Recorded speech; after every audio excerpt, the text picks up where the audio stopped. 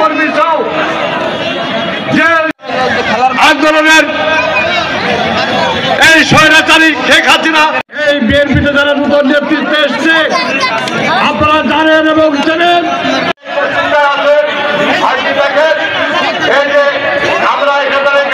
পর্যাপ্ত পরিমাণের আছে। আপনারা সবাই লাইনে বসবেন এবং ইফতারি করবেন এবং নামাজ পড়বেন একসাথে। এই বড় জামাতে নামাজ পড়ে আমরা আমাদের বেগম খালেদা জিন্দাবাদ, তারেক রহমান জিন্দাবাদ, খালেদা জিন্দাবাদ, শহীদ জিয়া অমর অভ্যুত্থান করেছি, শেখ হাসিনাকে বিদায় করেছি। সেইভাবে আমরা ঐক্যবদ্ধ ভাবে সহ্য করেছেন এই মহাজন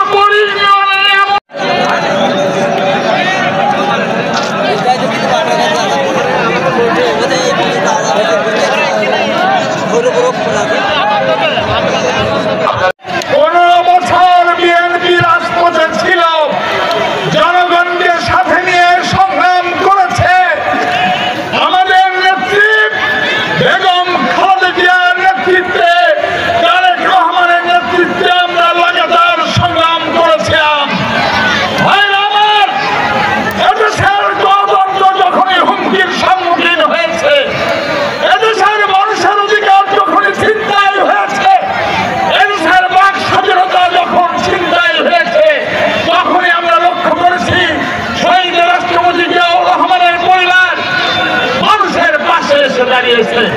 এই মার্চ মাসে মহান স্বাধীনতা যুদ্ধের ঘোষণা দিয়ে শহীদ রাষ্ট্রপতি জিয়াউর রহমান রণাঙ্গনের যুদ্ধে মানুষের সাথে কাঁধ মিলিয়েছিলেন। এদেশের লাল সবুজের পতাকা মানুষের হাতে তিনি তুলে দিয়েছেন।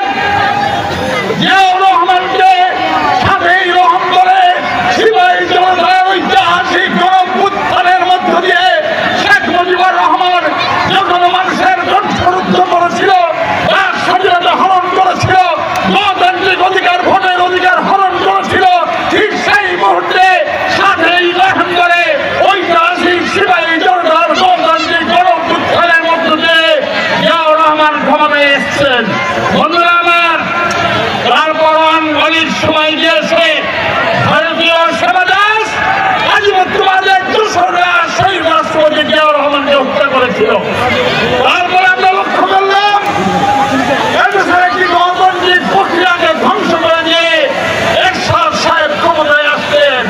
ভাই আমার, এরশাদের বিরুদ্ধে আমাদের প্রিয় নেত্রী, এশিয়া মহাদেশের নিপীড়িত নির্যাতিত মানুষের নেত্রী বেগম খালেদা জিয়ার নেতৃত্বে আমরা গণতান্ত্রিক সংগ্রাম করেছি এবং এরশাদ স্বৈরাচারকে বিদায় করেছি। ভাই আমার, এরশাদ স্বৈরাচারের বিদায়ের মধ্য দিয়ে একটি নতুন বাংলাদেশের গড়ার স্বপ্ন যখন আমরা দেখলাম, তখন ওয়ান-ইলেভেনের কুশীলবরা ভারতীয় ষড়যন্ত্রে এই শেখ হাসিনাকে 15 বছর নির্বাচনের নামে ভোট চুরি কারচুপির মধ্য দিয়ে রাষ্ট্র ক্ষমতায় রেখে মানুষের ভোটের অধিকার, ভাতের অধিকার, কথা বলার অধিকার, গণতান্ত্রিক অধিকার সকল প্রশাসনকে ধ্বংস করে দিয়ে একদলীয় শাসন কায়েম করেছিল। ভাই আমার, আমাদের প্রিয় নেতা